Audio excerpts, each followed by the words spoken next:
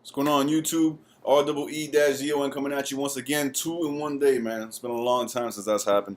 But I remember months back, and my subscribers will remember because I know a lot of you like those videos. I was doing collection videos, but not just, my Gamecube collection or my Wii collection. It was just collections of different franchises. I would pick a franchise, a character, a universe, whatever, and I would show you the entire collection of games I had throughout that franchise. And I was looking at those, and I did Mario, and I did Star Fox.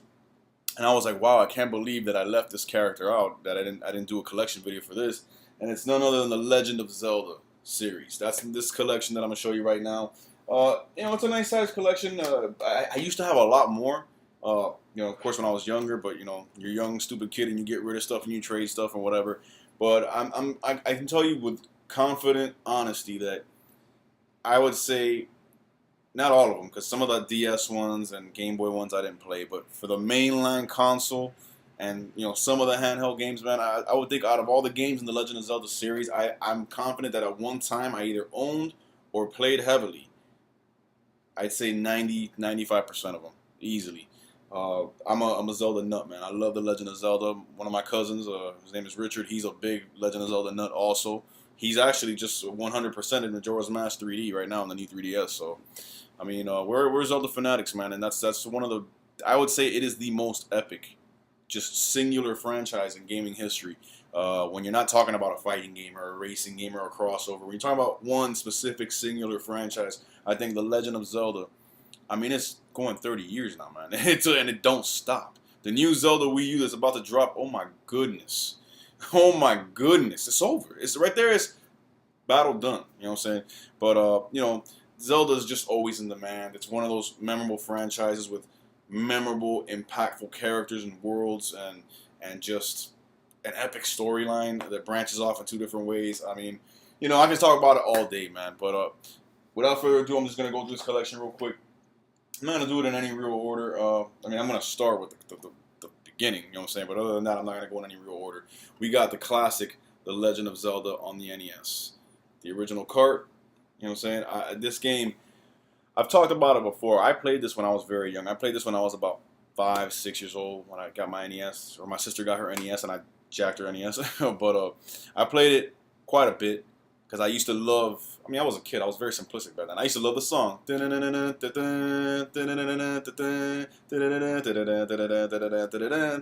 Zelda theme. I used to love that. And I used to watch the cartoons on TV.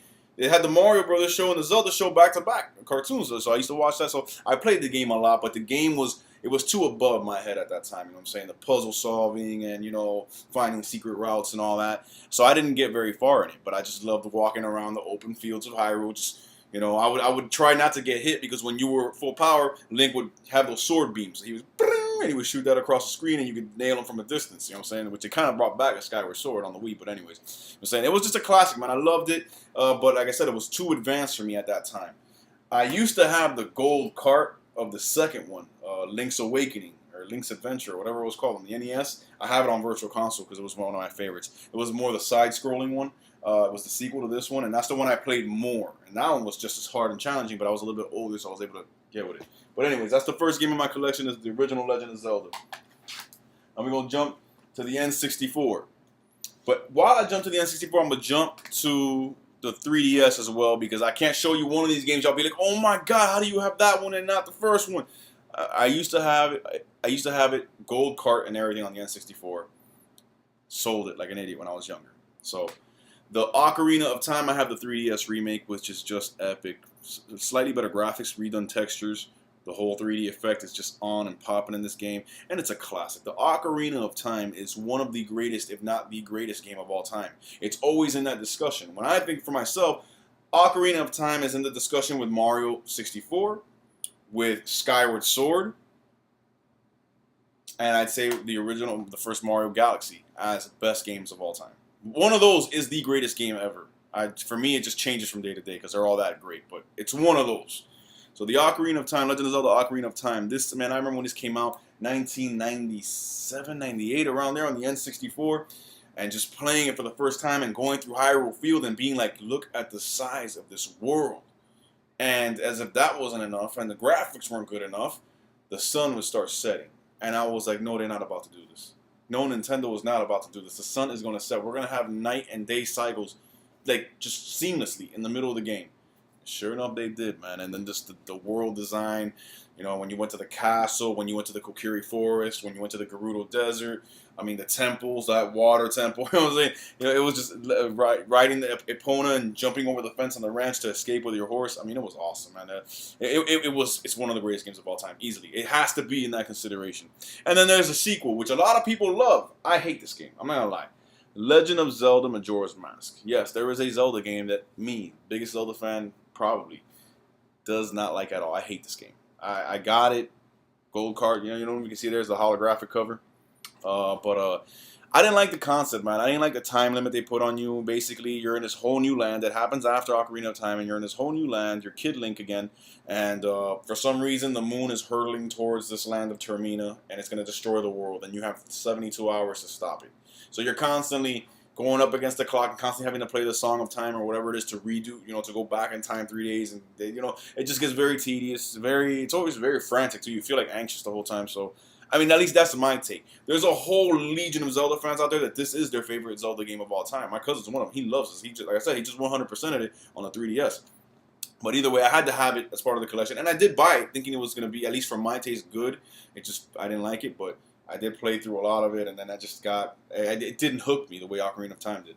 But I do own it. Next, we're going to jump to the Wii. Oh, I'm sorry. We're going to jump to the Gamecube. And we have the original Legend of Zelda Wind Waker HD. I mean, I'm not HD, I'm sorry. Legend of Zelda Wind Waker. The original Wind Waker on the Gamecube. I remember when this game was revealed, so many people, including myself, were furious because of the art style. They had shown us, I think at GDC or something like that, they had shown us this epic demo of Link and Ganondorf fighting when the GameCube was first revealed, and the graphics were just amazing, and it looked like Twilight Princess basically, and they were just going at it. We're like, oh my god, we can't wait for Zelda. And then Zelda comes and they reveal this cel-shaded, cartoony, Pixar movie-looking mess. At least that's the way we saw it. That's the way I saw it. It's like, why did we had this epic gangster Link, you know, grown-up Link with his shield and his sword, looking all gritty and going against Ganon, and there were sparks flying and they're fighting, and now we got this like Link Jr. basically is what it looked like, and it's all cartoony and cel-shaded, and it looks happy and whatever. We played the game. I'll admit, when I first played the game, I really didn't like it. I was like, it's not for me. Whatever. I moved on. Years later, I came to appreciate it because so many people had raved about it. So I went back and played it, and ended up buying it and playing it. And I must confess, it's one of my favorite Zelda games. It's not my favorite, but it's one of my favorites. The art style really grew on me because it just looked like a living, you know, movie. It looked like a computer animated movie, like a Pixar movie. You know, of course, a little bit less quality. You know, it's the GameCube, but it looked amazing, and the way it moved, and the expressions on Link's face, and the puzzle solving was there, and it was Zelda. Everything about it was Zelda. It was a new look and a new style, and I can appreciate the artistic risk it took. You know what I'm saying? So the game itself is epic. I mean, when I played through it, I was like, yo, this game is phenomenal. It's phenomenal. It's just another great chapter in the Legend of Zelda series. So had to have it. And we'll jump to the Wii.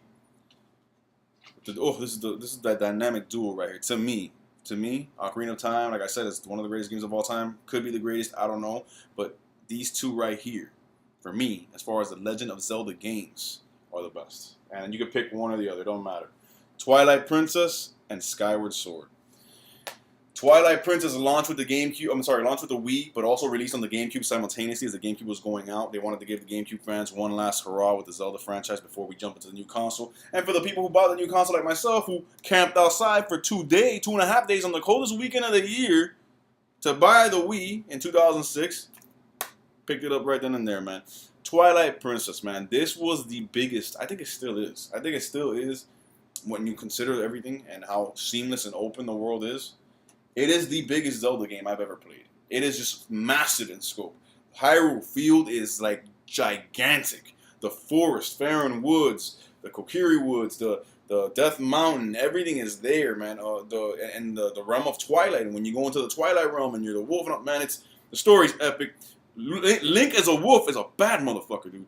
And just the motion controls, even though they were kind of tacked on because it wasn't as good as Skyward Sword, were still very satisfying. To be able to swing my Wii remote, wow, and that's how he would swing his sword. And you know, you bring out your shield with your nunchuck and all that. That was awesome, and the boss fights were epic. The graphics were incredible, especially for the Wii.